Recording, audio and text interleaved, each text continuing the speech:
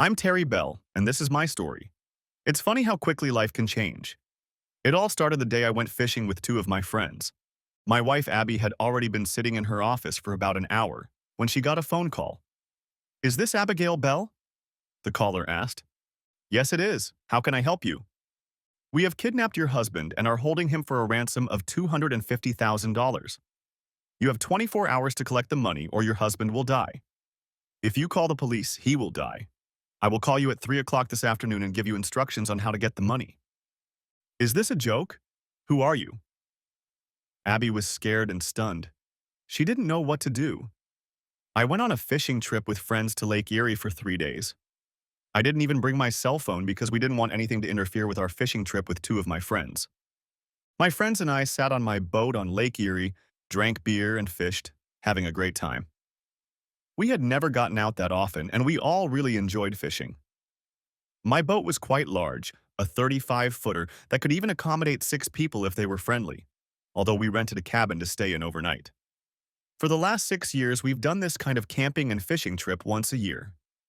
While I was sipping another beer, the Coast Guard came speeding up to us and stopped next to the boat. With guns at the ready, they asked, "Is one of you Terry Bell?" "That's me," I replied. "What the hell happened that you pulled a gun on us?" "I'm sorry, sir, but we were asked to find you. We've been told you've been kidnapped and are demanding a ransom." "I assure you, I'm fine. These are two friends of mine, Joe and Al. They are also two of my employees. We came here to fish for a few days. We decided to do without cell phones. We didn't want to be disturbed, we just wanted to fish. Could you please point your weapon in the other direction?" "Excuse me, Mr. Bell. We'd like to board your boat and take a look around. Do you have any weapons on board?" "Just the standard flare guns and other emergency items you'd expect to see on a boat. Welcome aboard." They quickly searched the boat and checked the IDs of the 3 of us. After that, they apologized but asked if I would go with them. The police needed to talk to me at my house. "Joe, Al, go and enjoy your fishing. I'll try to get back to the cabin tonight or tomorrow. There's no sense in spoiling your vacation. If for some reason I don't come back, see to it that the boat is moored and securely tied up. Clean and lock the cabin and drop the keys." I walked out with the Coast Guard and headed for shore. I met Al and Joe in prison 12 years ago. I was convicted of receiving stolen property, which I will tell you about later. Joe and Al also met in prison. They were both serving time for assault and battery. Apparently, each of them had caught their wife cheating and had beaten up the wife's lover. They could have been locked up for attempted murder, but they took the deal, reducing the case to assault and battery. Needless to say, the two divorced. During our time in prison, the 3 of us became good friends and had each other's backs. When I was released shortly thereafter, I told them I would do my best to help them when it came time for parole. Before parole, I served 3 years. My father owned an auto parts warehouse. I had worked for my father since high school and eventually took over the business when my father became ill and passed away. A year after I got out of prison, Al and Joe were released on parole. At the hearing, Dad and I told the parole board members that we had jobs for both men at a parts warehouse. They needed a place to live, and Dad mentioned that he had a house near the parts warehouse and could rent Al and Joe a trailer each to live in. Since they were offered jobs and had a place to live, they were both released from prison. The parole happened 8 years ago, and both men thanked their father and me. They had been great workers, and now they were also good friends of mine. They were each able to buy a used car at a good price at the junkyard. They became mechanics and tow truck drivers. They were jack of all trades, and there was nothing they couldn't do at the junkyard. All they needed was to start a new life. They even started dating and eventually married and got their own homes, each with their own families. Undoubtedly, they were grateful to Dad and I for helping them. They continued to work for us and were paid well. The police officers drove me home, as I didn't have a car. When I walked in the door, Abby ran up to me and hugged me. "Thank God you are safe. I was so worried about you. Where have you been?" "On the damn lake, fishing until the Coast Guard came up to the boat with guns. What the hell is going on?" The man stepped forward. "I'm Detective Abel. I'm in charge of this case. We need to know your whereabouts for the last 24 hours. "Bullshit. You guys took me off fishing, and I want to know why before I tell you anything." "Fair enough. Your wife called us this morning and said she got a call at work saying you'd been kidnapped and demanding a ransom of $250,000. The caller said he would call your home at 3 o'clock. We have everything set up and are waiting for the call. This must be some kind of sick joke. Who the hell would try to kidnap me? I own a goddamn warehouse and trailer park. You think they want auto parts or a used horse? Abby, did they say anything else? They said, you have 24 hours to raise the money or your husband dies. If you report him to the police, he'll die. I will call you at 3 o'clock and give you instructions on how to get the money. I was so scared. They told you that if you called the police, they would kill me, and you called anyway. God, if that was real, I could be dead. Abby began to cry. Mr. Bell, your wife made the right decision. She didn't know what to do. There was no way she could have handled this on her own. That's easy for you to say because it wasn't your life on the line, damn it. God damn it. What's going to happen now? I'm fine. Can't you all just get out of my house? You can see I'm fine. Mr. Bell, we have to take every threat like this seriously. We'll stay here and see if another call comes in. Now, would you mind telling us your whereabouts for the last 24 hours? Sure. Joe and Al picked me up early yesterday morning. We rented a cabin on the lake for 4 days. We drove there in the car, took my boat, and went fishing. We arrived in the evening, cooked a meal, ate, and relaxed in the cabin. In the morning, we had breakfast and hit the road again before the Coast Guard caught up with us. You know the rest. It was nearly 3 o'clock, and the detective and his staff had set up a telephone beacon on the kitchen table. He was going to have Abby talk to possible suspects if a call came in. I was sitting in the living room with 2 other detectives drinking coffee. There was a speakerphone on the coffee table so we could all hear any conversation. Detective Abel asked Abby to tell me that she had contacted her attorney to help her raise money in case of a call. The detective was going to play the part of the lawyer. I just sat there shaking my head. I said to the other officers, hell, I might as well go fishing. At exactly 3 o'clock, the phone rang and Abby picked it up. Mrs. Bell, it's nice to see you came home early to take my call. Do you have the money ready? The caller asked. The voice was disguised. Not yet. I've contacted a lawyer to help me get the money, Abby replied. What? I told you that if you contact anyone, your husband will be dead. Did you contact the police too? No, only with a lawyer. I'm sorry, but I didn't know how to get that money. You just told me not to go to the police. Please don't hurt my husband. Put that damn lawyer on. She did as she was told, and Detective Abel picked up the phone. This is John Wells. I'm the Bell's attorney. What exactly do you need? We knew he was just wasting time and trying to trace the phone. What the hell is this? We need the damn money or Bell dies. Is that clear enough? If we find out you or Mrs. Bell called the authorities, he dies. This isn't some goddamn game. I'm not playing either. Before we give you that kind of money, we need to know that you have Mr. Bell and that he's alive. A commotion was heard on the other end of the phone. Then we all heard a voice. Abby, it's me, Larry. These masked men came and kidnapped me right after you left the hotel this morning. Please give them what they want. Please. Then we heard a thump. It sounded like someone had been punched in the stomach. Oh shit, I said. That's my loser brother Larry. What the hell does he mean when he says you were with him this morning? As you can see, sweet Abby, we know you lied to us. Was that your husband yelling in the background? Does he know you were having fun with his brother? Looks like we got the wrong Bella. You see, we went to the dump yesterday and they told us Mr. Bell was on vacation for a few days. We stopped by your house yesterday morning to see if he had left and saw you were on your way out. We followed you to your hotel. Your room was registered to Mr. and Mrs. Bell, so of course we assumed it was your husband. After you left the motel this morning, we kidnapped the wrong Mr. Bell. He told us over and over again that we had the wrong man. We didn't believe him until he told us he had a twin brother. What do you want now that you don't have Terry Bell? The detective asked, posing as a lawyer. $300,000 by 9 o'clock tomorrow morning, or Larry Bell dies. The extra money is for the lies and trouble we went through. Tomorrow morning, we'll call you where to bring the money. No more games, no more money. He dies. The caller hung up and I stood up and started yelling at Abby. You goddamn whore! Now you're having fun with my brother. I won't give a dime to save his ass. The bastards who caught him will only save me from destroying someone. 2 officers stood between Abby and me and asked me to sit down. I walked over to the refrigerator and got myself a beer and turned on the TV. I will have nothing to do with my gigolo brother or my whore wife. As soon as this farce is over, we'll get a divorce. The detective told Abby that he needed to know if what the kidnappers said was true. He needed to know her every move from the moment she left the house the previous morning. She was very upset and crying, but I acted like she wasn't even there. I didn't care anymore. Abby did explain to the detective, but she tried to talk so I couldn't hear, but I heard everything.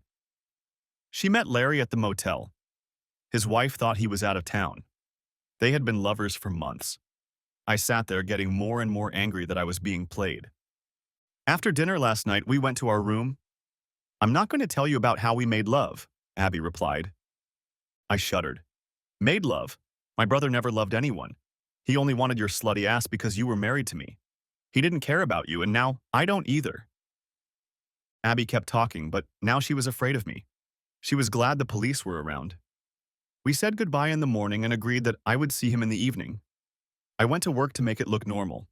When I arrived and got settled, I got a call that my husband had been kidnapped. That's when I realized how worried I was about him. I didn't know what to do, so I called the police. I've already told you the rest of the story. Did you expect to return to the room tonight? The detective asked. Turning away from me, she replied, Yes, we got a room for 2 nights. Damn whore! I shouted.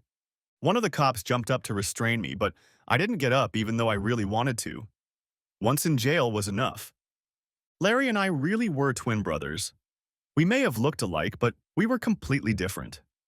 I liked mechanical things, and Larry was more interested in girls. We usually got along as kids, but only because I was lenient. We both dated, but Larry always got my girlfriends. He was a more suave conversationalist and usually lingered with a girl, dumping her after he got what he wanted. My philosophy was that there were plenty of fish in the sea, and if girls wanted Larry that badly, so be it. I was never in love with any of them. Our mother died of cancer when we were each 18, and we lived alone with my father until we graduated from high school. Larry wanted to go to college and become a salesman. He had the gift of gab, and he would be good at it. The only person Larry really cared about was himself. I, on the other hand, worried about my father. He had owned a scrap metal business for most of his life. To most people, it was just scrap metal and junk, but his fortune exceeded $1 million.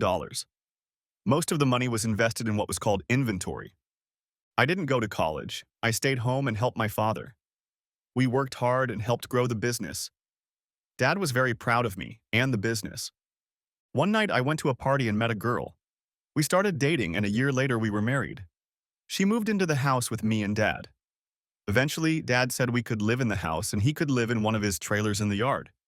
It was all he needed and gave us more privacy.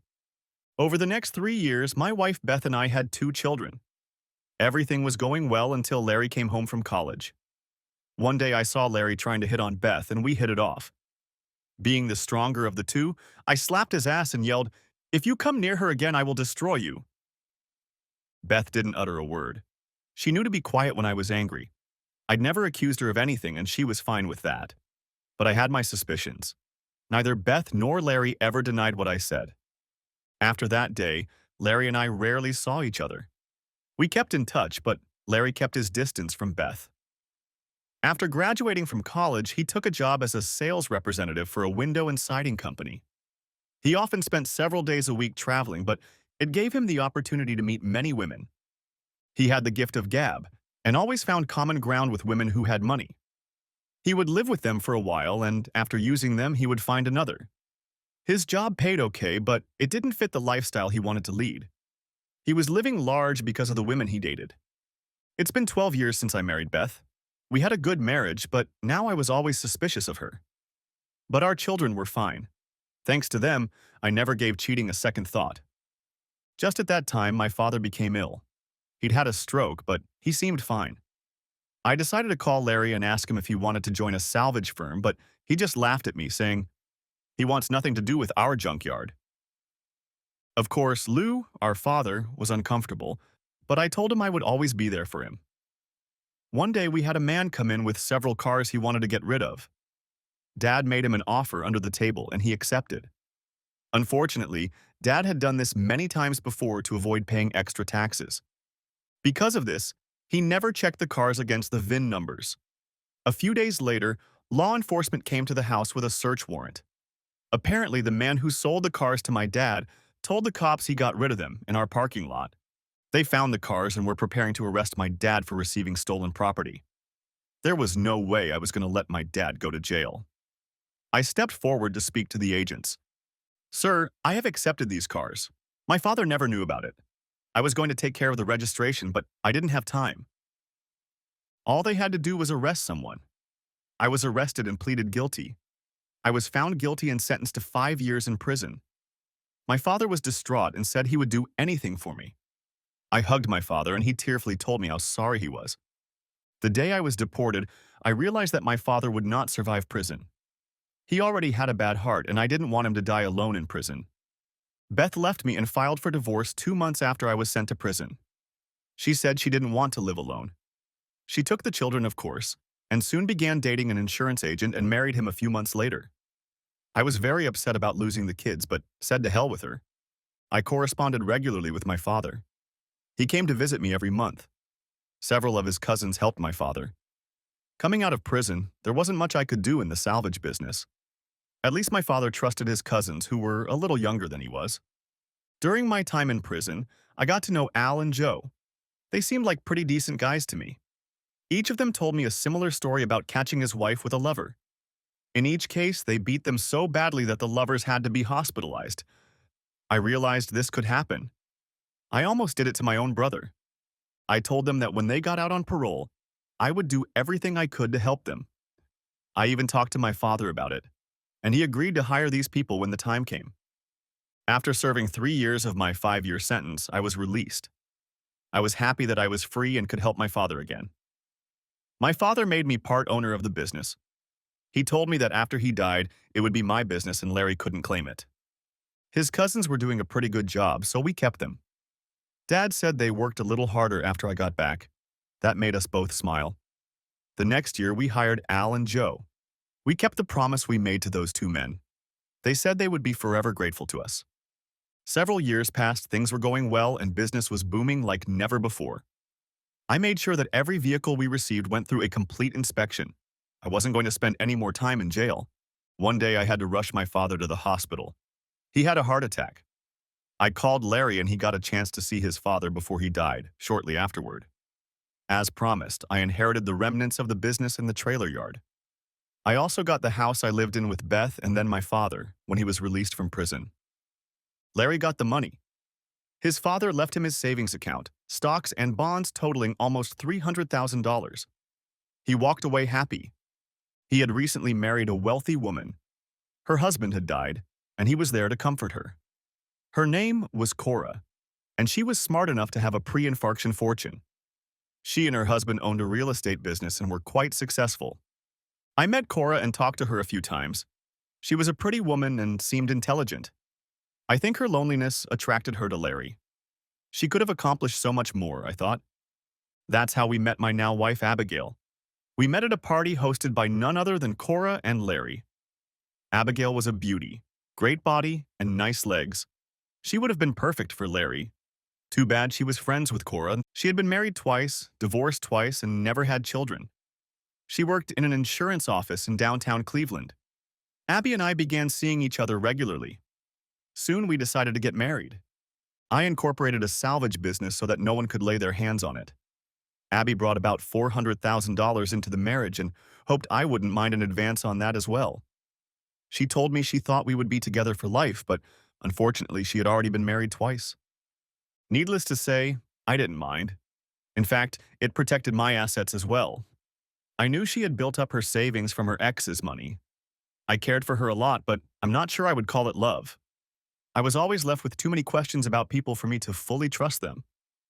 My first wife, Beth, agreed to let me see my children from my first marriage after I got out of prison.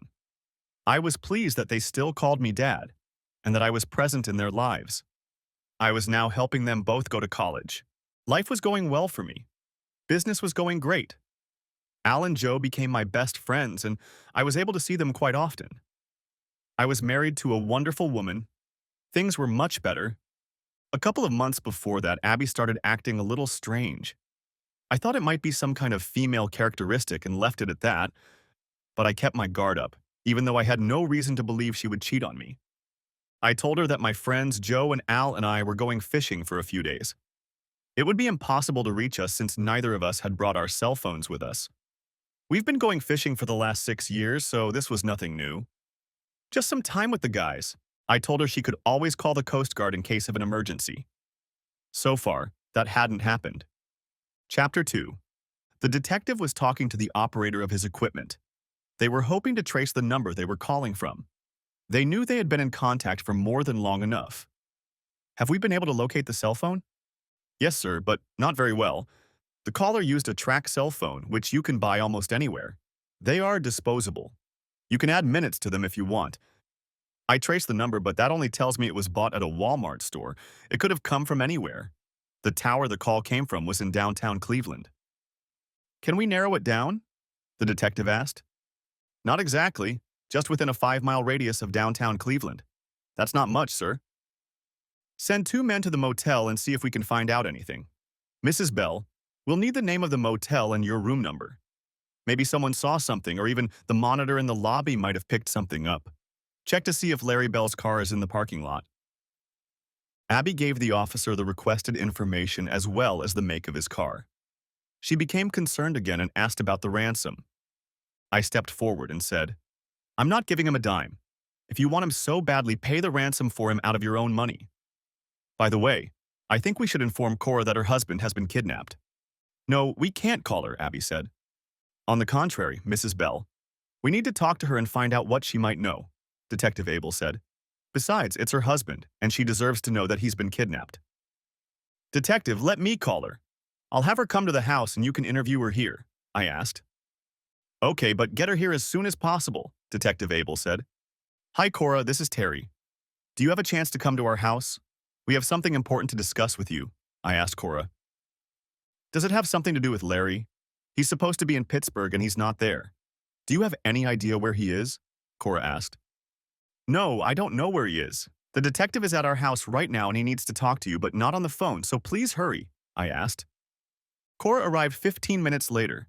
I met her at the door and took her hand as she walked into the living room. What's going on? Where's Larry? Is he okay? Mrs. Bell, Detective Abel said. Just call me Cora, since there are 2 Mrs. Bells here. Where's Abby? Is she here? She went to the restroom. Cora, tell me, what did you mean when you said your husband wasn't in Pittsburgh? Detective Abel asked. Do you know where he is? Why won't anyone tell me anything? Cora shuddered. I uttered. Cora, Larry has been kidnapped. Hear me out, please. The people who kidnapped him thought it was me, but they took Larry by mistake. He's alive, but they're demanding a ransom. Oh my God, I can't believe this. Why would anyone kidnap Larry or even you, Terry? It doesn't make sense. Cora, we need you to tell us everything that's happened in the last few days, the detective said. We've spoken to your husband for a few seconds and we know he's alive. We're trying to find out where he's being held. Cora was a little nervous, but said she would tell them anything she remembered. I've been wondering more and more lately if Larry is cheating on me. He was supposed to go to Pittsburgh for 2 days, for one of his shows. He often attends home remodeling shows. He gave me his motel and room number and told me he would share a room with another vendor to cut costs. He has done this many times. This time he looked a little different or nervous. What makes you think he might have been cheating? The detective asked. He's been more aloof lately. You know, too tired to make love. He's also been disappearing more often than usual. Usually for the whole day. I needed to know for sure, so I was going to drive to Pittsburgh to pick him up. He left yesterday morning and said he'd be gone for 2 nights. He even called me when he let me know he was coming. But he didn't know that I gave his motel and room number to a private investigator. I know it's wrong, but I needed to find out if he was cheating on me. It would cost me $1,000, but it would be worth it if I knew my husband had been faithful to me. I got a call this morning from a private investigator informing me that Larry Bell was out of town. He was checked into a motel, and the private investigator even talked to another man in the room who told my private investigator that Larry had paid for half the room, but said he had another appointment but didn't know where. This morning he came to my office and returned $500. He said he didn't think he had earned it, as he had never seen Larry. Abby came into the room, her eyes red as if she had been crying. Cora went over to hug her, but Abby held up her hands. What's going on? What's the matter, Abby? First you say my husband is being held for ransom, and now my best friend is crying and doesn't want me anywhere near her. What aren't you telling me? Terry, you never lie to me. What's going on? I handed Cora a beer and told her to sit down. I told her the whole story and about the kidnapping when they took Larry from the motel room thinking it was me. The reason they thought it was me is because my damn wife was doing it with your husband. What, Larry and Abby are having an affair? Looking at Abby, Cora said, "You two-faced bitch. When I told you I thought Larry might be having an affair, you comforted me and told me he wouldn't do that to me. And now I find out you're the one having an affair with him." Cora started to cry. I put my arms around her and pulled her to me. When she came to her senses, the detective asked if she had anything to add. Add? I thought. Is he messing with me? He gambled a lot and lost a lot of money. I don't know if it had anything to do with the fact that they wanted Terry, Cora replied. The detective asked me if there was anyone I thought might try to kidnap me. Any enemies or someone who might find out I had money. That's the thing, I replied. I'm worth a lot of money, or at least my business is worth that kind of money, but I don't have anywhere near the amount I could get quickly. It takes me a while to sell mutual funds and stocks. There's no way I can get, say, 100,000 quickly. As for someone trying to get the money, my asshole brother probably set it up himself. Since he's sleeping with Abby, he probably knows she has a few 100,000 that she can get her hands on quickly. Abby shrieked. He didn't do any of that. He loves me, and we were going away together. He's never asked me for anything. You're just jealous of him, and you always have been. You goddamn whore, Cora screamed. You can have that asshole. I've spent enough on him already. He even took money out of my account. I had to sue him. When he comes back, I don't want anything more to do with him. Detective Abel realized the situation was getting out of hand. He asked everyone to calm down for now. We have yet to find the kidnappers and Larry Bell. Mrs. Bell? He looked at Abby. We need to find a way to get the $300,000. Your husband has made it clear he's not going to help. Are you in a position to raise that amount of money? Cora, it's your husband. Do you have that kind of spare money? Cora looked at me. What am I going to do, Terry? I have a couple 100,000, but that's all I have left. He's my husband until I file for divorce. Don't spend a dime on him. He doesn't deserve it. He's been using you and spending your money for years. He wants Abby. Let him use your finances to bail his ass out. That would take almost everything I have, Abby replied. You're both horrible. He's your brother and your husband, Cora. Doesn't that bother you at all? I muttered. He's a jerk who entertained my wife and cheated with a much better woman. You want to save his ass, then take action. Personally, I don't care anymore. Cora, I'll be ahead of you in line to file divorce papers in court on Monday. Please bring coffee for me, black with sugar. Cora answered nothing, but there were tears in her eyes. Detective Abel had sent 2 officers with Abby to collect the ransom. It was almost all she had left of her savings. Since we'd been married, I'd paid for everything. She bought a few personal items for herself, and now I suspect she gave Larry some money or bought him gifts. When they came back with a satchel of money, I got up and said I was leaving. You can't leave, said the detective. Why not? Either you arrest me or I'll leave and go fishing with my friends again. I'll take my cell phone with me in case you need to call me about the funeral. I knew I said it horribly, but at that moment I didn't care. Cora told them she couldn't stay at the house because of Abby. She would go to her house, and the detective told her that he would put a security guard at her house to watch the house until this ordeal was over. He will keep her informed of what is going on. I looked at Abby. I'll stay in the cabin for a couple more days. Once you get your lover back, I'll expect you to move out of my house. Remember what you wanted? The house is mine. Detective Abel didn't know what to do with me. He had no reason to keep me at his place, and my presence here wasn't helping matters. His main concern was getting the hostage back safe and sound. He walked me to my car and told me to keep an eye out for anything suspicious. After all, I was the original target. I told him I didn't really think so, but thanks for your concern. I got in the car and headed back to the cabin. A few hours later, Al and Joe returned to the cabin. They had gone into town and came back with fresh pizza and beer. I told them all that had happened. The next morning around 8 o'clock, I got in my boat and went fishing. As I passed the Coast Guard, I turned on my very loud fog light and waved at them. Something told me they were told to keep an eye on my boat. I just made it easy for them. Al was driving. By the time we got back to the cabin, it was about noon. We made sure we turned on the siren before the Coast Guard did. We didn't want to make their job of watching us any harder. About 3 o'clock, a car pulled up in my driveway. Al and Joe were just getting out of it. Al in my car and Joe in his. It was Detective Abel and two other detectives, all in suits. You certainly don't look dressed for camping or fishing, so I'm assuming you're here on business. Where are your friends headed? Detective Abel asked. I told them I was going to rent the cabin for a couple more days and they could stay. They asked if they could bring their wives and kids and stay a couple days. Of course, I said yes, and they followed them. I think they're going to love it here. We all came here in Joe's car, and I loaned mine to Al to drive his family. So why are you here? Where were you able to save my wonderful brother?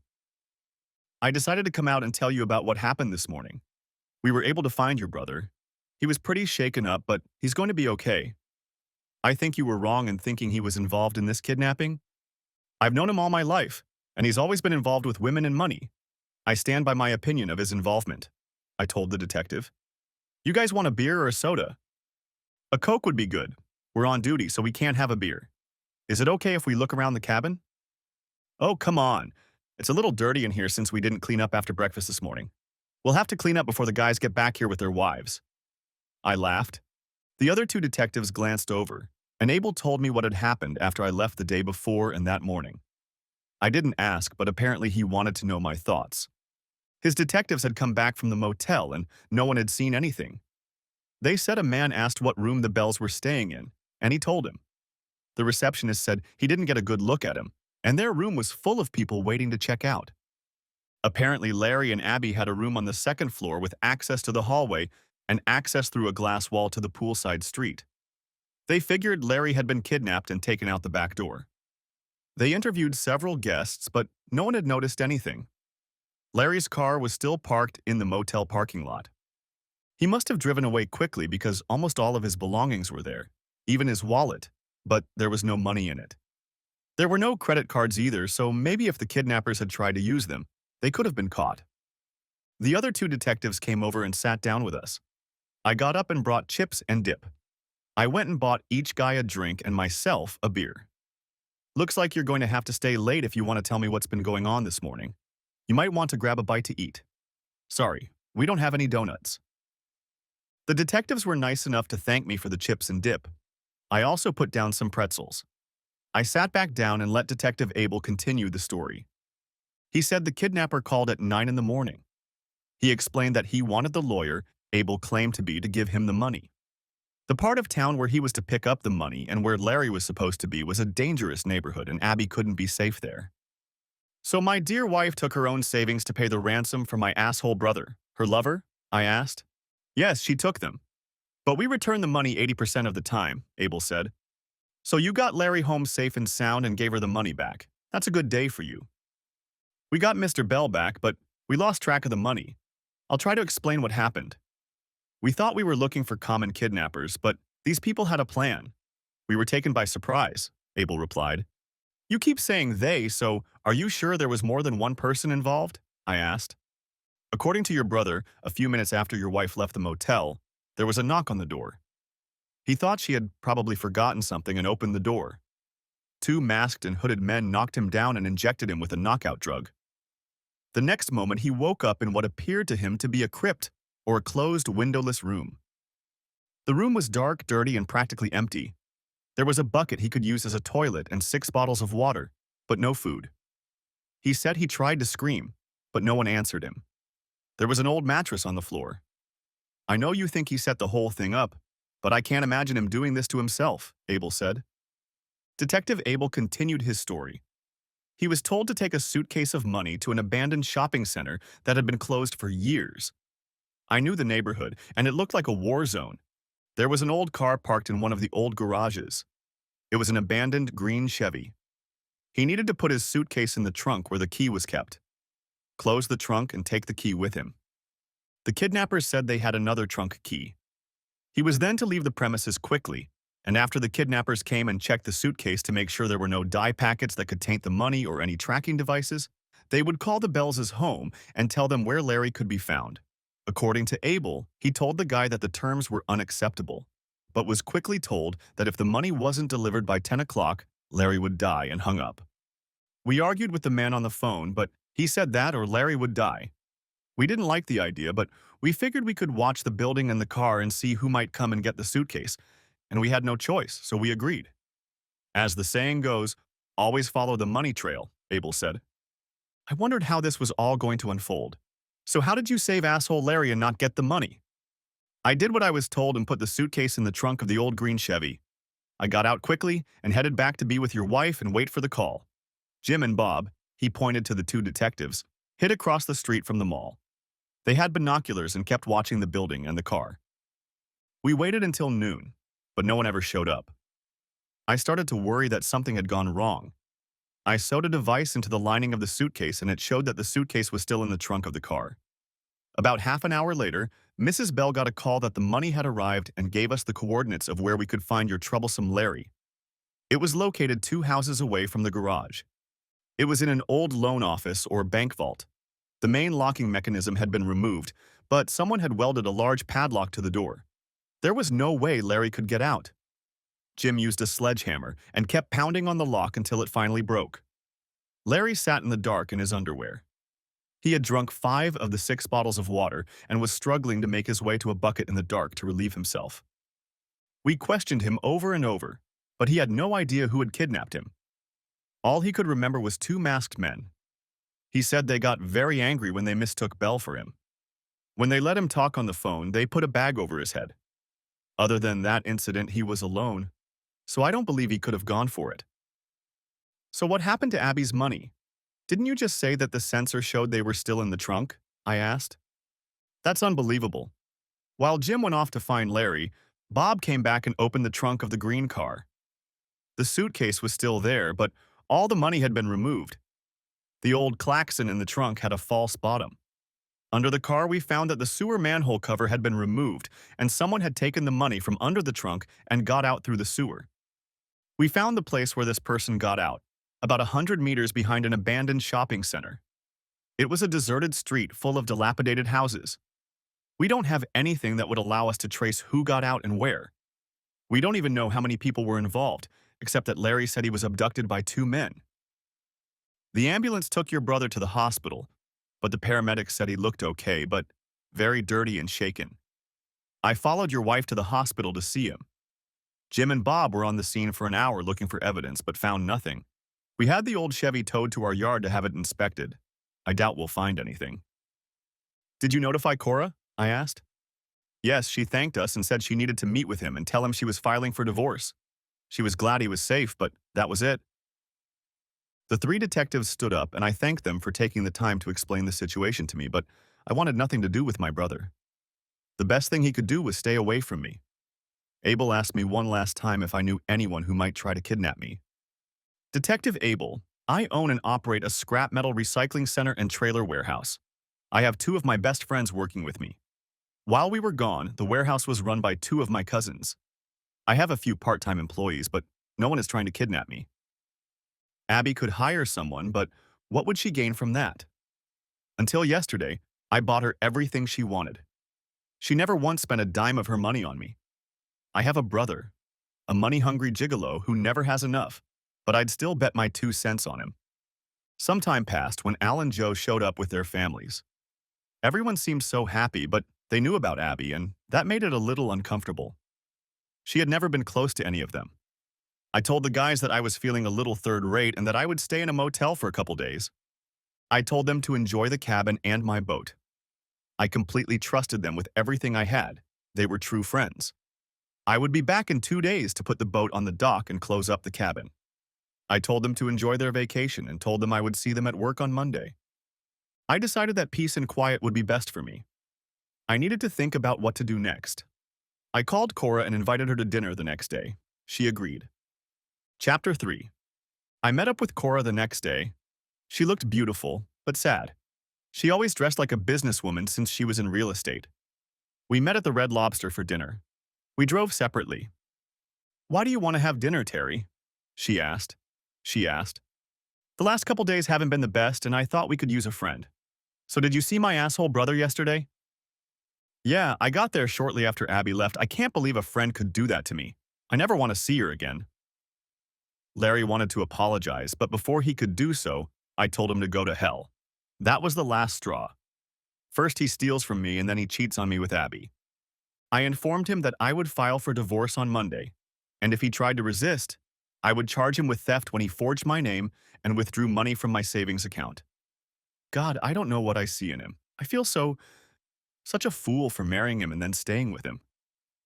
He was always a talker. I hoped he had changed when he married you, but I see he hasn't. I'm going to see a lawyer on Monday too. If you want to come with me, that's fine with me. She smiled.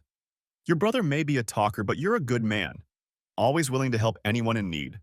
Larry has always been jealous of you, but you probably already know that. What did he say about the kidnapping? Did he admit to setting it up? I asked. Cora laughed in relief. He said he had nothing to do with it. He said they were after you, but he has no idea why. It sounds like they were really pissed when they took Larry instead of you. I'm confused about all this. Maybe you know something, but you're not telling me? Let's leave it at that for now. Talking about my brother makes me sick. How about we go see a lawyer together? We can even have lunch, I asked. Terry, I've always cared for you. I wish I had picked the wrong brother, but I didn't know you then. We each have to deal with our own divorces. Some might think we staged this kidnapping to be together. She laughed. But that doesn't mean we can't have dinner or lunch every now and then. I loved being with her. She seemed so kind, sincere, and easy to talk to. I thought about her many times, but I would never admit my feelings to her. We were both married and honored our vows. After the divorce, I hoped things would change. I arrived at the cabin on Sunday, and Al and Joe, or their wives, had already cleaned themselves up. They thanked me over and over again for the use of the boat. I told them they could use it anytime they wanted. The wives even gave me a hug. Al and Joe had already taken the boat back, tied and locked it up. I said goodbye to Joe and his family and told them I would see them tomorrow, but would arrive late. I had to stop by the lawyer's office. I drove Al and his family home since he didn't have a car, and it was just the three of us. I called Abby on Sunday after I got back to the motel and told her that I hoped she was already packing because I would be home Monday after work and she had better leave or wish she hadn't. It was a threat, but I didn't care. I wasn't likely to do anything but kick her out. She wanted to talk about money and divorce. I told her it was all in the prenup. She gets what she came in with. The house and almost everything in it would stay with me. When she said that most of her money was gone because she used it for Larry, I replied that she should thank my brother for that.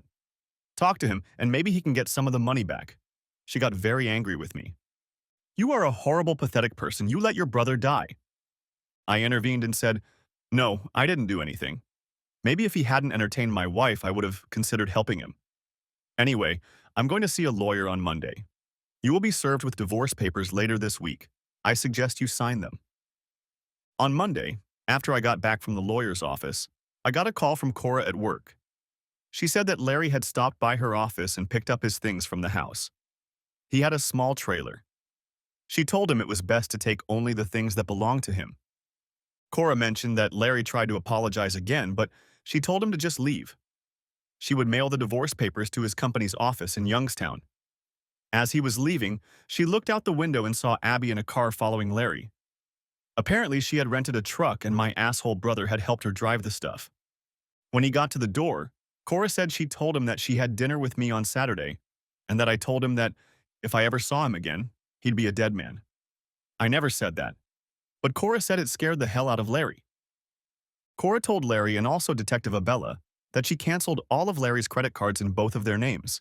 She would no longer pay the bills for him. She told Abella this because he was looking for any activity on the stolen credit cards. The case wasn't closed until he caught the kidnappers and hopefully recovered the money. Since they found Larry, this case has been on the back burner. Things are back to normal at work. Cora and I had dinner at least twice a week. We both filed for divorce and the lawyers said it would take about 90 days. We were both surprised that neither Abby nor Larry brought up the divorce. Of course, that would have been a waste of their money and time since we both had prenups. Over the next month, Cora and I became close and she confided in me. She told me that, a few months before, Larry had traveled to Las Vegas where he forged her name and took over $100,000. She only found out about it when he was scheduled to make a 2-day trip to Pittsburgh. She saw her savings statement at the bank. At first, she just wanted to tell him she found out about it, but then she wanted to know why. At first, she thought that most of her savings had probably gone to cover gambling debts.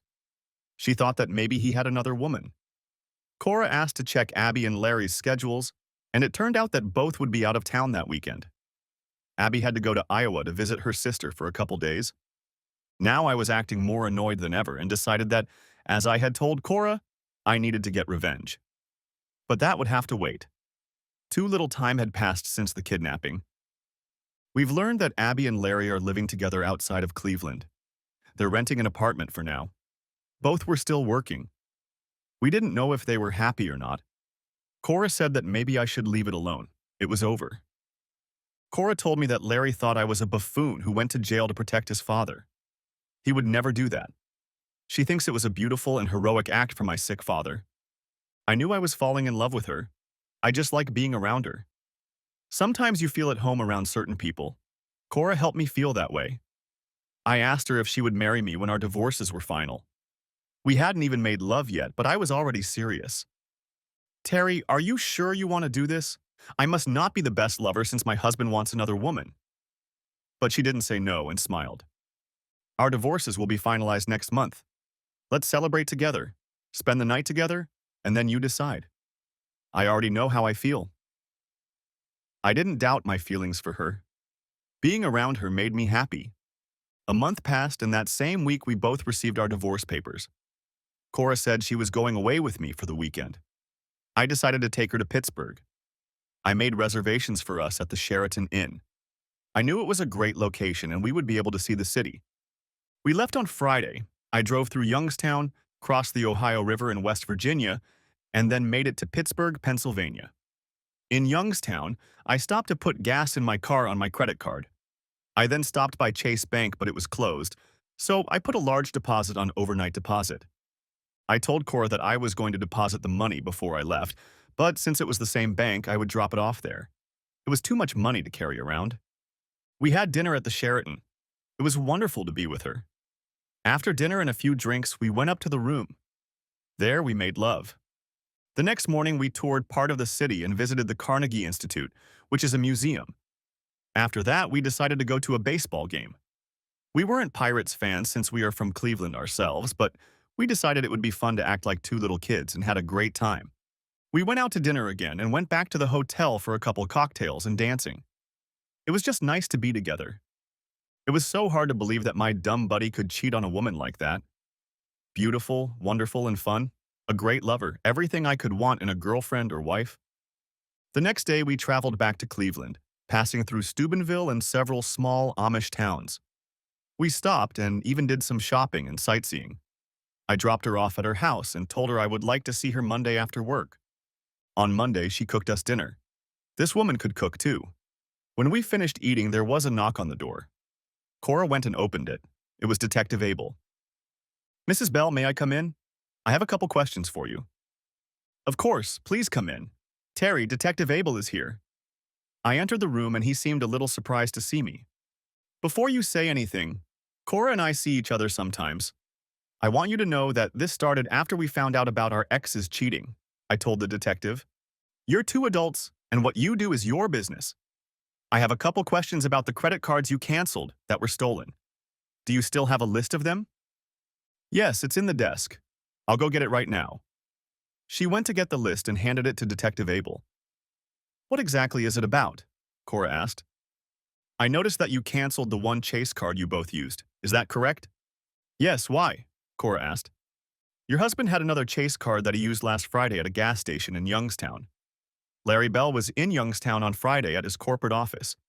He said he goes there every other Friday. He said he didn't use that card on Friday and that it was stolen. I only canceled cards that I had duplicates of. I never knew he had another Chase debit card. Was I on that card too?" "No, he said he was the only one who had that card. He said he ordered a new card, but he didn't use it." "So what do you want from me? You can get a list of the cards I canceled. That's the best I can do. I'm sorry there's nothing I can do to help, but it seems to be Larry's problem, not mine." "You're right. I just checked the cards you canceled.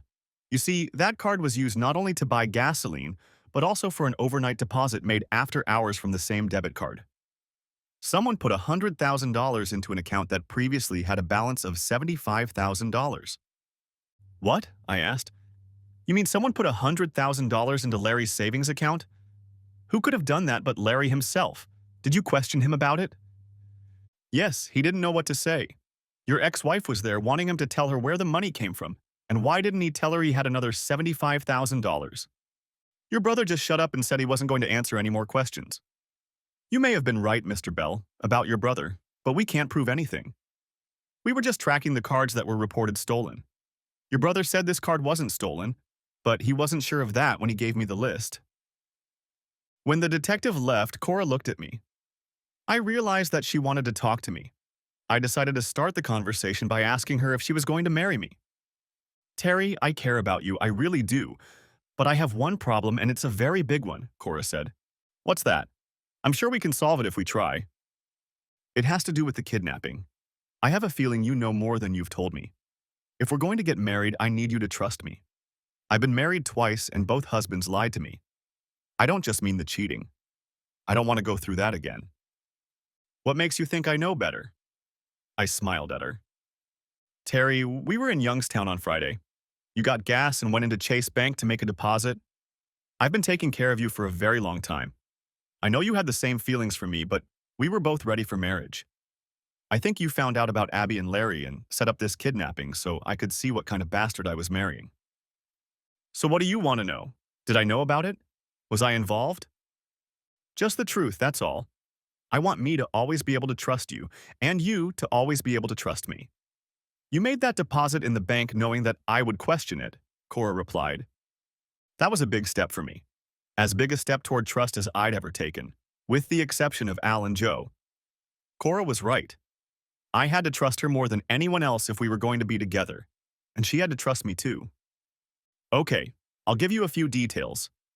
One of my best clients said he thought he saw me in Las Vegas. He said he walked up to a guy he thought might be my twin. The guy was hugging the woman as if she was his mistress.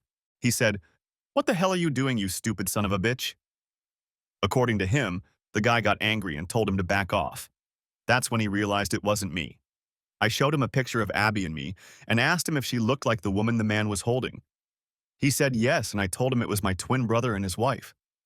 He said, "Damn, he was all over her and wasn't afraid to grab her right there in the casino. Must be the newlyweds." I just agreed with him. I called Abby's sister and she'd never been there, so I knew what was going on. Abby went to Las Vegas with Larry, and I figured you were the one who paid for the trip. I paid for her airfare, presumably to her sister's house. I checked Abby's savings account, but she hadn't withdrawn any money for the trip. So I decided to find a way to get even. I enlisted the help of a few close friends I could trust. The rest is history. You would have let him die? Cora asked. Of course not, but I wanted him to suffer. I despise him, but he's my brother. I just hoped you wouldn't help him. It surprised me that Abby gave the money, but I'm sure she thought she'd get it back after they found the kidnappers. Why did you give him the money on Friday? I don't understand. I threw away all of his credit cards except the one in his name only after you mentioned that you canceled them all. I checked it, and when I found the balance was $75,000, I figured that was the money he took from you. If there had been that kind of money on the card, I'm sure he would have reported it missing or started a duplicate, but he wouldn't have told you. I bought gas with it so Detective Abel would know the card had been used. I put the money in his account. He's so greedy for money, there's no way he'd claim he didn't put that money in.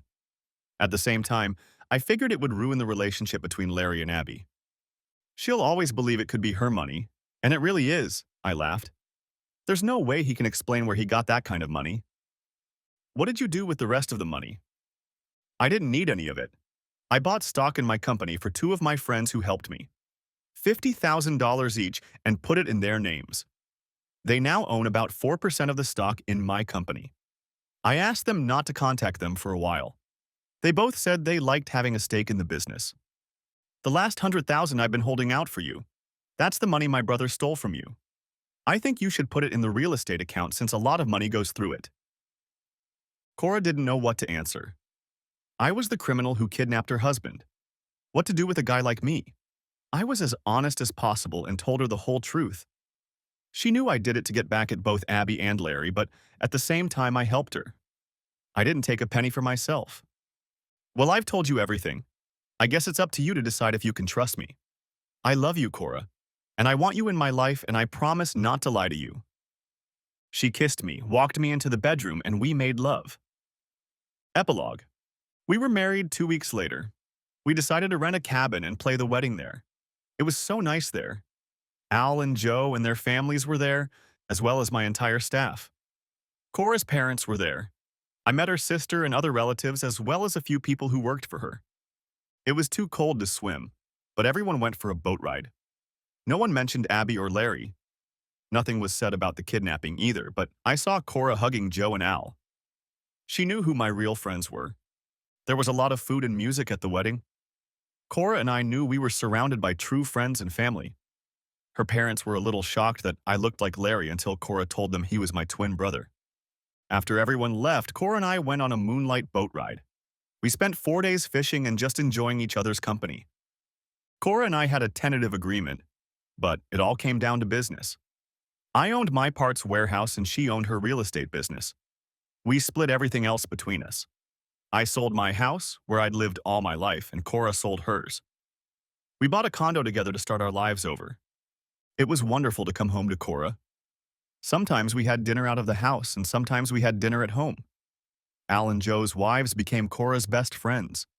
Since Cora could not have children, we often watched their children. We were Aunt Cora and Uncle Terry. We are now considering adoption. As far as we have heard, Larry and Abby are no longer together. Furthermore, we have heard that Larry has moved out of state, which is fine with me. Cora said she saw Abby a few times when she was away on business. She had gained weight and was seeing someone from her insurance firm.